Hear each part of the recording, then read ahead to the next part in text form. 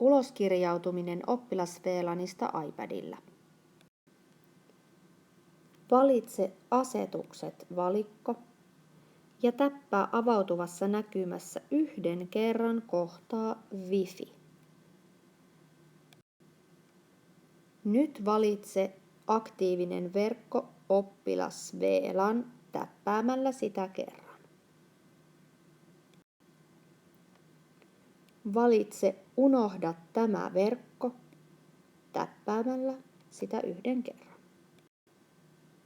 Vahvista vielä valintasi täppäämällä kerran sanaa Unohda.